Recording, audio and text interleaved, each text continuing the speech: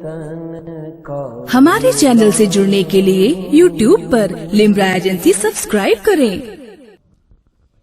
अस्सलामु अलैका या रसूलुल्लाह, अस्सलामु अलैका या हबीबल्लाह, व अला आलिका व अस्हाबिका सय्यदी हबीबी या रसूलुल्लाह सल्लल्लाहु तआला अलैहि वसल्लम।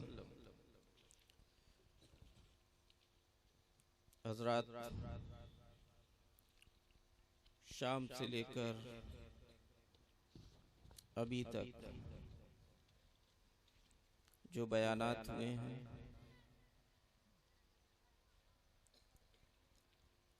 और नातिया कलामात हुए हैं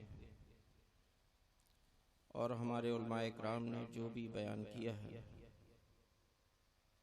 बहुत अच्छा बयान हुआ है, बहुत इस्लाही तकरीरें हुई हैं। अल्लाह तबारक व तआला हम सबको इस पर अमल करने की तौफीक अता फरमाए। हज़रात, आप लोगों की मजबूरी मैं समझ सकता हूँ। वक्त भी ज़्यादा हो चुका है और मौसम भी आप लोगों का साथ नहीं दे रहा है,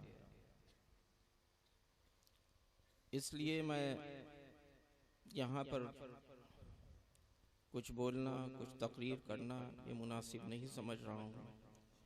वक्त की नज़ाकत हमें मोहलत नहीं दे रही है, लेकिन चंद बातें मैं आप लोगों से करना चाह रहा हूँ,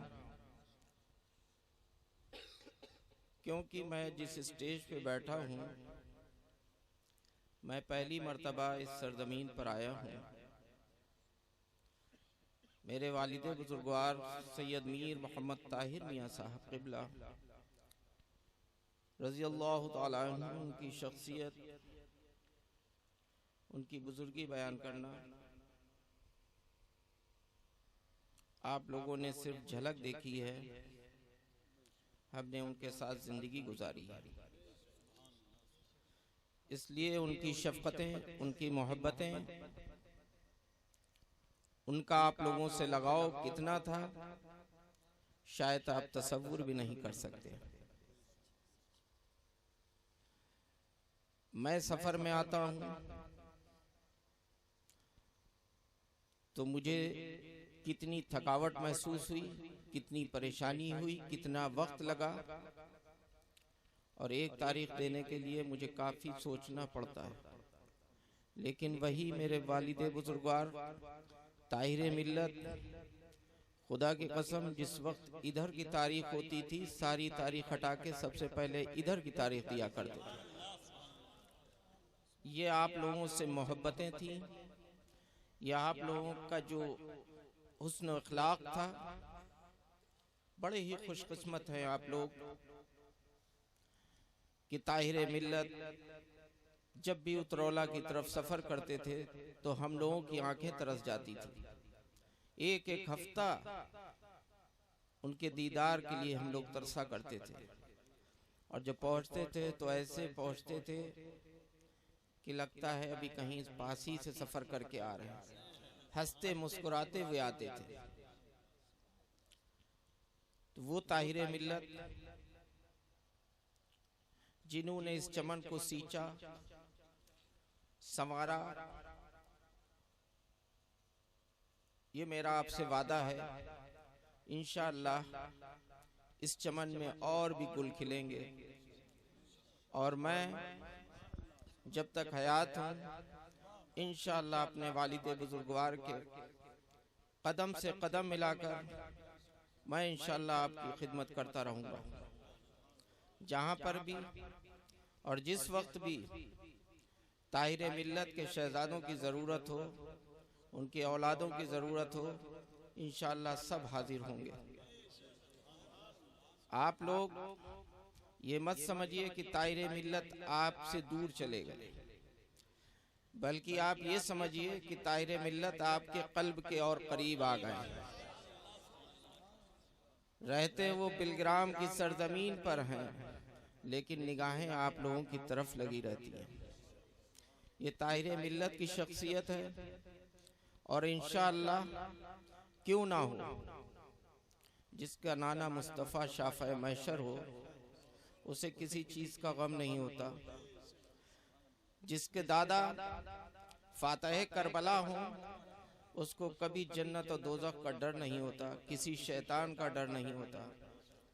बस ये है, हम लोगों का जिंदगी का मकसद ही यही है, अपने नाना की उम्मत की पैरवी और उनको इस्लाह करना, सही रास्ता दिखाना। और जब तक इंशाअल्लाह ये जिंदगी है, इसी खिदमत में उनकी आल लगी है और लगी रहेगी। ये हम लोगों को दर्स दिया जाता है शुरू से, चाहे वो करबला की धरती हो, जहां पर भी इस्लाम का नाम आता है, भले ही औलादों की कुर्बानी देना पड़े, चाहे अपनी कुर्बानी देना पड़े, मगर इस्लाम पर आँच नहीं आने दी जाती है। वो सिलसिला बस सिलसिला होता हुआ उस सरजमीन से फातह बिलग्राम तक सिर्फ इसी मिशन को लेकर आगे बढ़े, और आज भी वो मिशन जारी है। कौम की खिदमत करना, परेशान हाल की मुसीबतों में उसका साथ देना, जो मुसीबतों में घिरा हो, जो याद करे अल्लाह की जो औलादे हैं, अल्लाह नबी करीम सल्लल्लाहु अलैहि वसल्लम की जो भी आल जहां भी है, वो जरूर आपकी खिदमत के लिए हाजिर हो जाएगी, क्योंकि ये दीन अल्लाह ने दिया है और हमारे नबी करीम सल्लल्लाहु अलैहि वसल्लम अल्लाह के महबूब बंदे हैं। इसलिए इस मिशन को यहाँ से लेकर क़यामत तक इंशाअल्लाह ये जारी रहेगा। और आप लोगों को ज़रूरत इस बात की है, जो हमारे उलमाए इकराम बयान करें, जो बुजुर्गों से आप लोग सुने, उस पर अमल करने की तौफीक अता फरमाए अल्लाह तबारक व तआला, और उस पर अमल ज़रूर करें। ये जलसे जो होते हैं, ये तकरीरें होती हैं, ये इतना पैसा खर्च किया जाता है, वो किस लिए खर्च किया जाता है? वो सिर्फ आपकी इस्लाह के लिए खर्च किया जाता है। आपको सही बातें आप तक पहुंचाई जाएं, वो उसके लिए खर्च किया जाता है।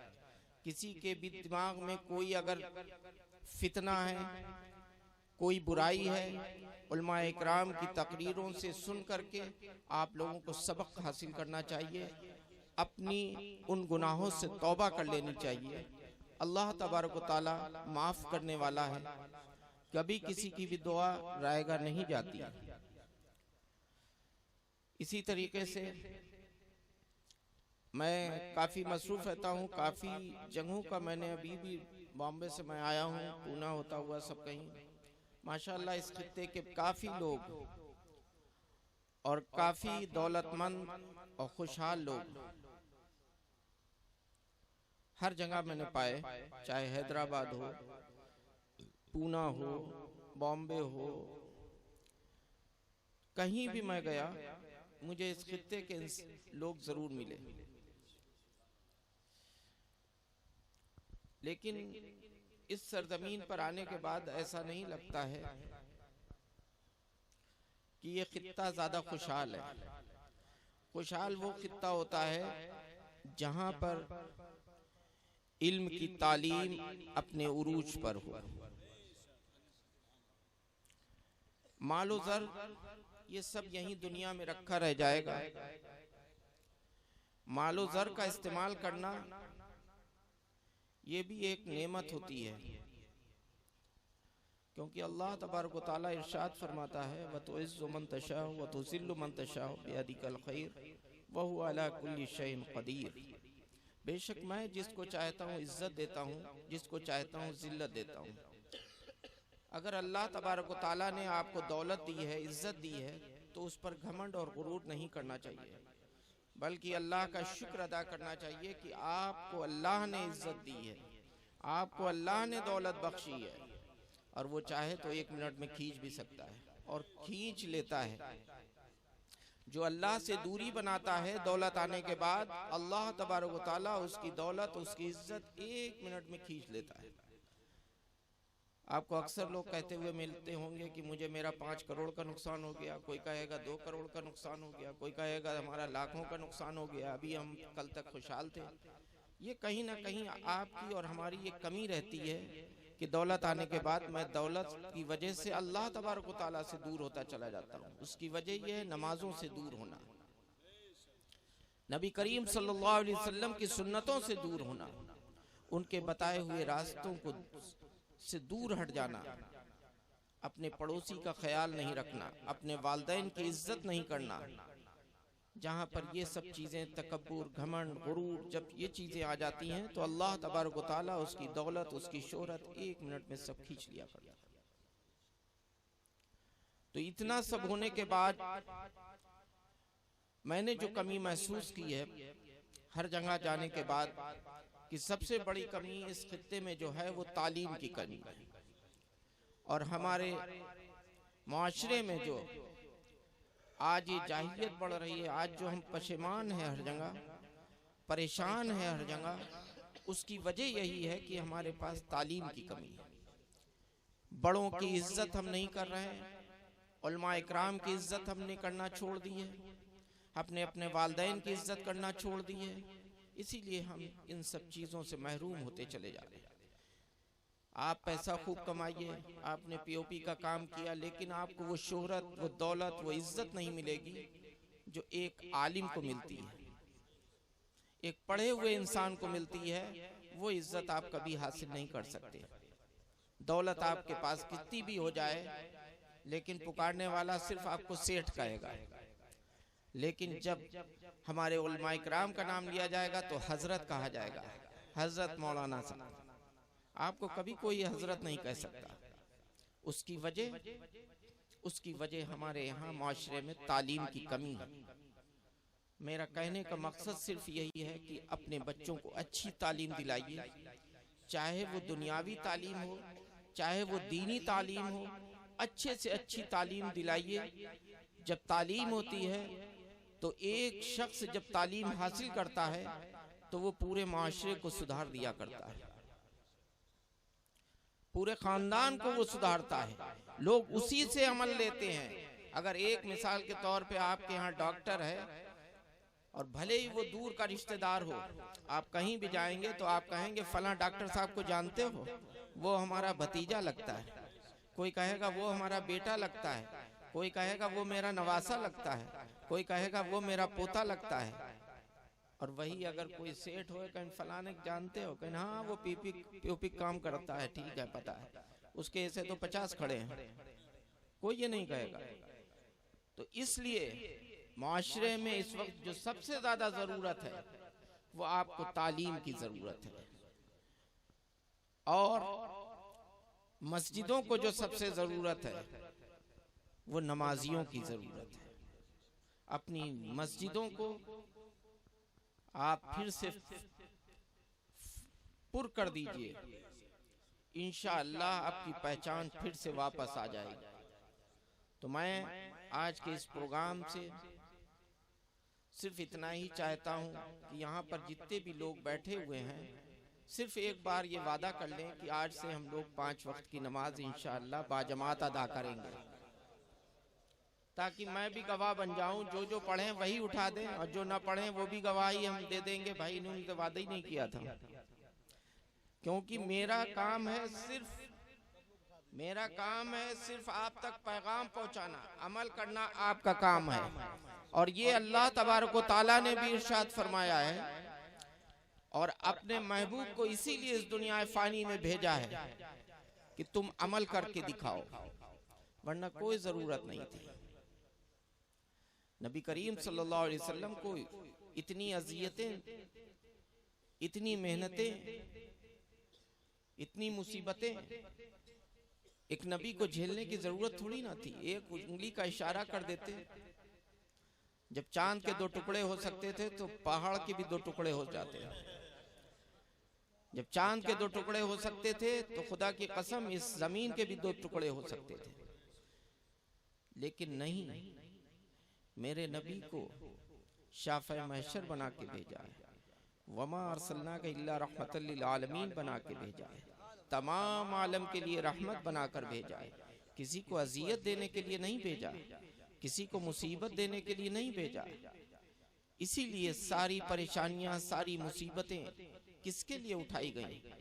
अपनी उम्मत के लिए उठाई हैं, आप लोगों के लिए, हम लोगों के लिए, ताकि हमारी उम्मत कल को इस लायक हो जाए कि खुदा के सामने जब हाजिर हो तो ये ना कहना पड़े कि ये उम्मत गुनहगार है। इसीलिए अल्लाह के वलियों को जगह जगह मुकर्रर किया गया कि वो आपकी इस्लाह करते रहें, और ये सिलसिला क़यामत तक चलता रहेगा। हमारे उलमा इकराम नायब रसूल हैं, ये उनका काम कर रहे हैं। पैगंबर तो आना बंद हो गए, लेकिन उलमा, मुफ्ती और बड़े बड़े बुजुर्ग इसी में से निकलते रहेंगे जो आपकी इस्लाह क़यामत तक करते रहेंगे। लेकिन अमल करना आप लोगों का काम है। तो एक बार फिर मैं आप लोगों से यही गुजारिश करूंगा कि अपने वालिदैन की इज्जत कीजिए। जब भी घर से निकलिए उनके कदमों का बोसा लेके निकलिए, उनकी दुआएं लेके निकलिए, और अपने उलमा इकराम की इज्जत कीजिए और मस्जिदों को आबाद कीजिए और बच्चों को तालीम जरूर दीजिए। आप भले ये आधी रोटी खा लीजिए, लेकिन बच्चों को पढ़ा दीजिए, वो आने वाली नस्लों को जरूर सुधार देगा। बस आज के लिए इतना ही पैगाम, और मैं कोशिश यही करूंगा कि इंशाअल्लाह जब भी अगर मुझे मौका मिला तो मैं ज़रूर हाजिर रहूंगा। इंशाअल्लाह जब आप कहेंगे, जब आप बुलाएंगे, तो मैं इंशाअल्लाह ज़रूर कोशिश करूंगा कि इस काम को, जो ताहिर मिल्लत का मिशन था, खुलूस, मोहब्बत, आपस में इत्तेहाद, इत्तेफाक, बड़ों की इज्जत करना, छोटों से मोहब्बत करना, ये हमारे वालिद बुजुर्गवार की एक शान थी। ये उनका एक मिजाज था कि कोई भी मेहमान, कोई भी कितनी दूर से आता, अगर खाना खा रहे होते, कोई सवाल कर देता तो खाना छोड़ के फौरन बाहर हाजिर हो जाते। उनके नक्शे कदम पर चलते हुए कोशिश मैं भी यही करूंगा। और अल्लाह का शुक्र है, उनके जितने भी खानवादे हैं, शहजादगान हैं, कोशिश भी कर रही हैं। हर वक्त कोई ना कोई कहीं ना कहीं प्रोग्राम में और खिदमत खल्क में लगा हुआ है। तो मैं यही कोशिश करूंगा कि इंशाअल्लाह आपको भी ज़्यादा से ज़्यादा टाइम दे सकूं, और अल्लाह तबारक व तआला आज की इस दुआ को अपनी बारगाह में कबूल फरमाए। आइए, अब वक्त दुआ का है, और हम और आप सब मिल करके अल्लाह तबारक व तआला की बारगाह में अरीज़ा पेश करें। आज की इस महफिल को अल्लाह तबारक व तआला अपनी बारगाह में कबूल फरमाए। आइए हम और आप दुआ करते हैं। अल्लाहुम्मा सल्ली